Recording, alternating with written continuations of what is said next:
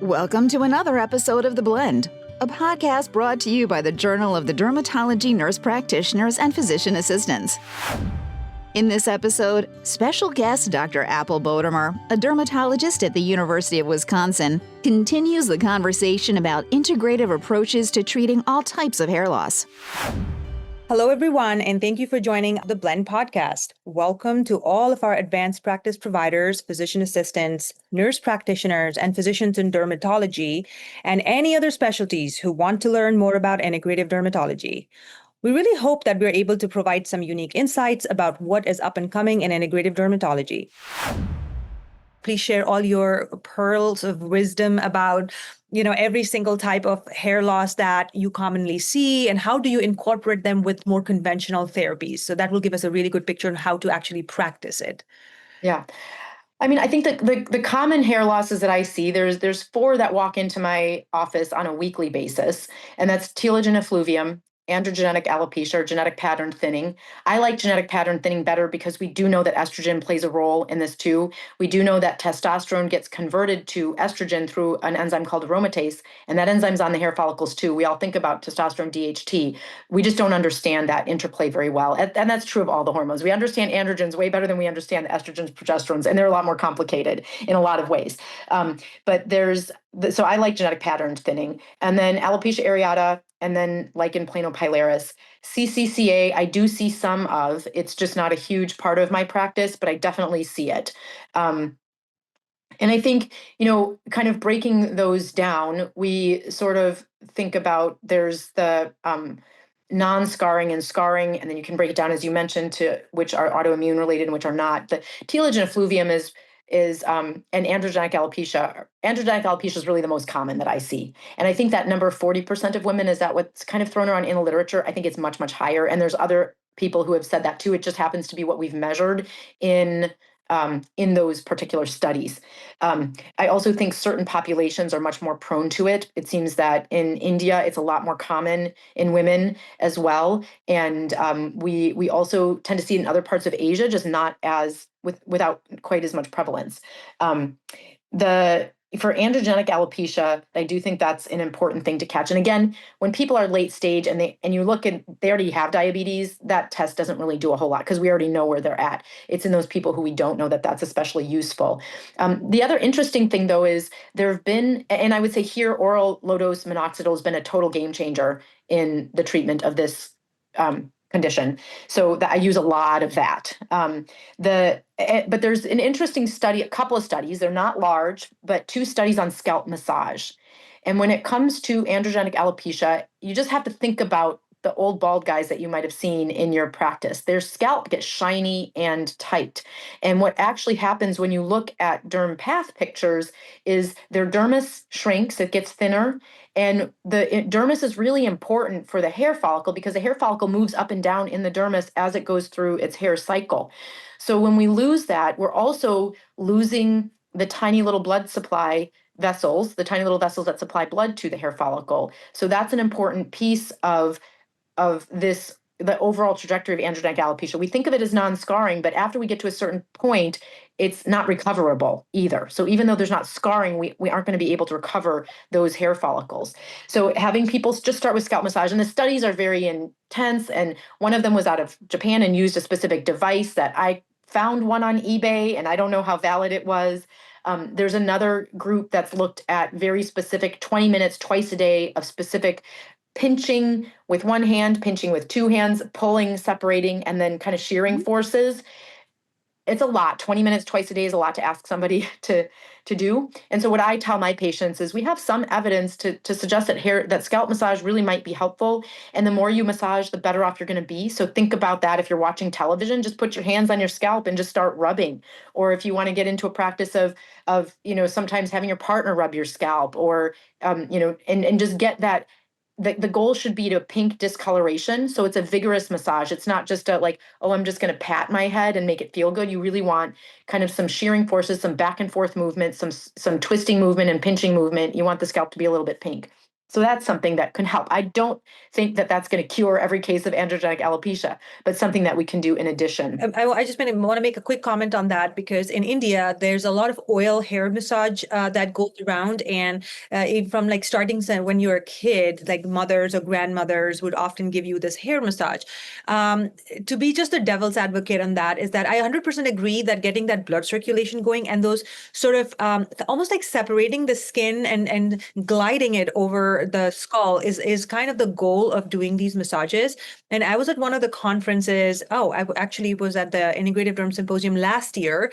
And I remember that Dr. Tarbox actually demonstrated it on somebody's head on how to exactly do it. It was almost like a zigzag fashion of moving it. But what happens a lot of times with these home-based traditional massages, there's a lot of like shaking up of the hair, especially if you have normal hair and you're doing it for good hair in future type of thing. There's a lot of like just like traumatizing of the hair that goes on. Like a lot of hair gets pulled out in the process.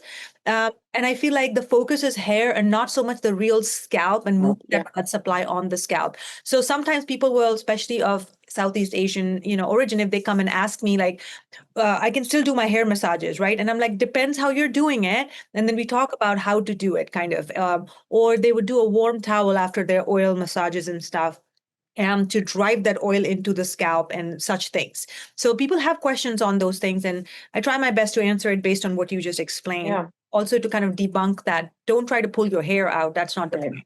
Yeah. Right, that's not the point. You don't want it red from pulling. You want it red from the manipulation. I like what you said, sort of moving the skin over the scalp and keeping that flexibility. The flexibility, yes. Mm-hmm. Is there a lot of use of red light therapy that you make your patients get into? Because I do always talk about it at a time.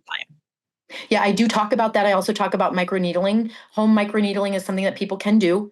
I have a little blurb that I give patients, especially if they're doing topical minoxidil or a topical compounded blend. Sometimes we can compound spironolactone or finasteride if somebody doesn't want to be taking it orally. That isn't available by prescription or over the counter, the compound, but the minoxidil is. And when you're thinking about microneedling, you want to use a stamp rather than a roller. In terms of the red light, I do have a short list of devices that I've looked into that I feel comfortable with. This is a category that's kind of oversight by the FDA really revolves around safety rather than efficacy. And so it is a tricky thing. You can go on eBay and buy a red light thing, and there's a lot that goes into it. Like the science behind the benefits of red light, really pulsing matters, the pulse duration, the pulse width, and the specific wavelength also matters. So you want to make sure that you have you buy a device from a company that's reputable, that does some good science behind their product. Usually the better ones are a little bit pricier. They do have caps, panels, but then also combs and hair bands.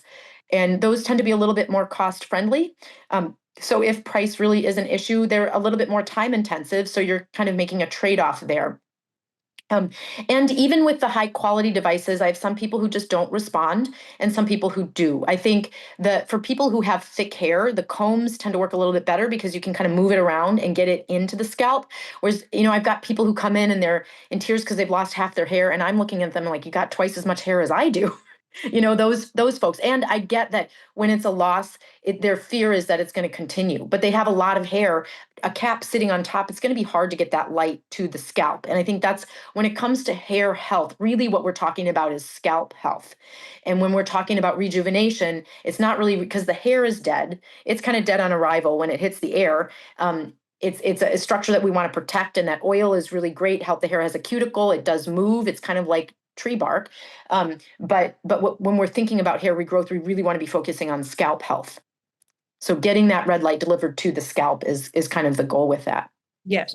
I also have a list, or I'll just pull it up on my phone and try to show it to the patients.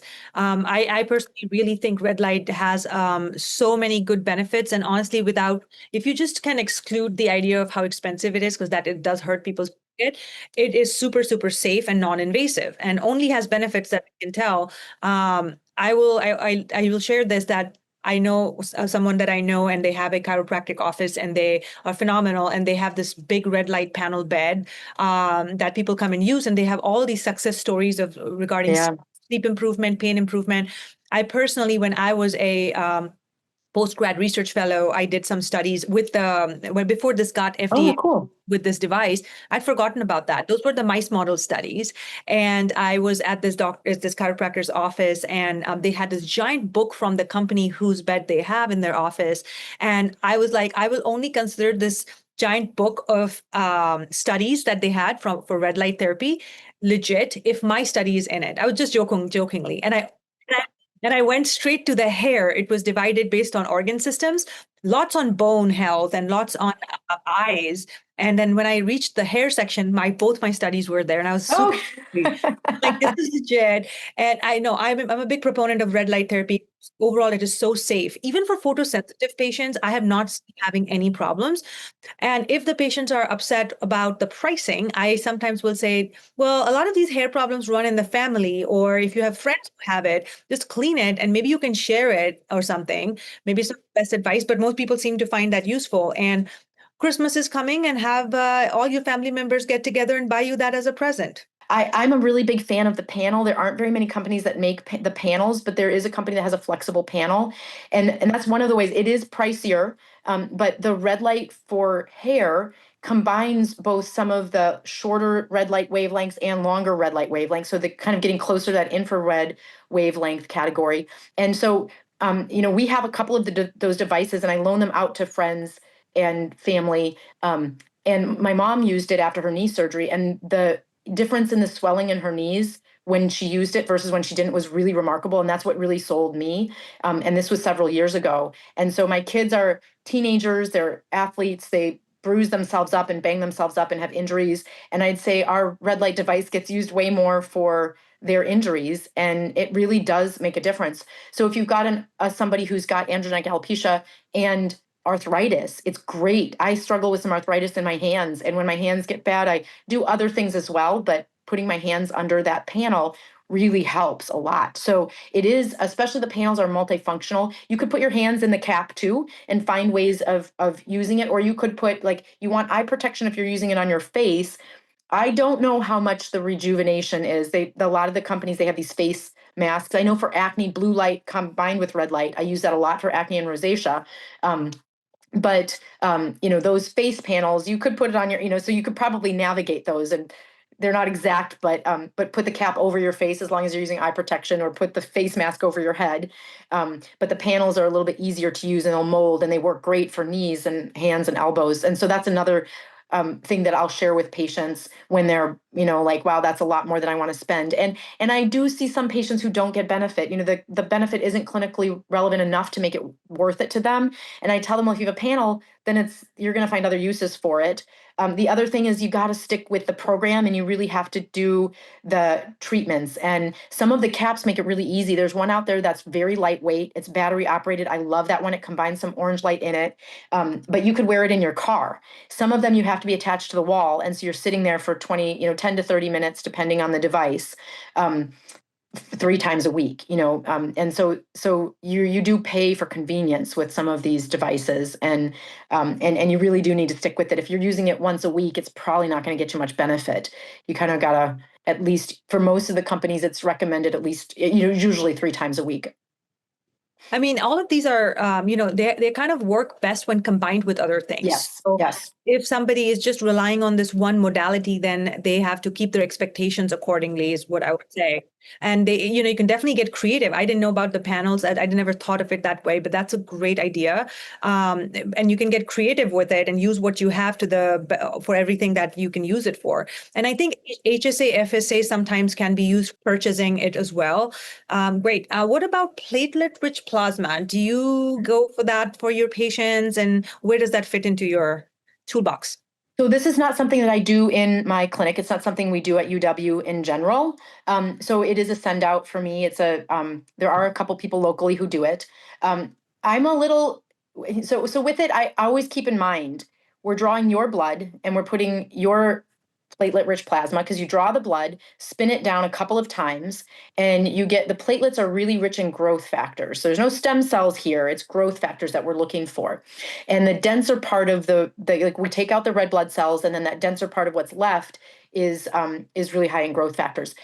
I think it's tricky when people come into me and they have autoimmune conditions or their overall health is not great, then that's what we're putting in. So I think we want to, if we're going to invest in it, I generally recommend that my patients, and this is some do and some don't, but if it were me and I were going to be putting the money and the time into that procedure, because I think it ranges from, I think the cheapest I've heard is $500 a treatment up to $1,500 a treatment. You need 6 initially spaced out. I think it's about 2 to 4 weeks. And then you do need maintenance with it. And it's usually anywhere from 2 to 4 times a year is what's recommended. And so if you're going to make that kind of investment, we really want to optimize your health before you go into that, in my book. Because if I was going to invest in that and I'm eating McDonald's 3 times a week and I've got, rheumatoid arthritis and I'm not really addressing it, or some other autoimmune disease, like the benefits are only going to be as good as what is going on in my system already. So that's one of the ways that I approach it. I think, as we get older, the benefits are going to drop off because we're not going to quite have as many growth factors, and I shouldn't say as we get older, maybe it's more as we get more, our health gets more compromised. So I think I've seen the best results in younger folks who are like catching it early and who are young and healthy. I also see great results in people who are older and healthy. But I think we do want to be mindful of that. Like, and I got patients who don't make any changes at all and just go for the platelet-rich plasma, and that's totally fine. But I just want to optimize you and get you the most effect for your dollar and your time. 100%. That is also the point of integrative approaches. We hope you enjoyed this episode of The Blend. Thank you for listening. We'll see you back next time.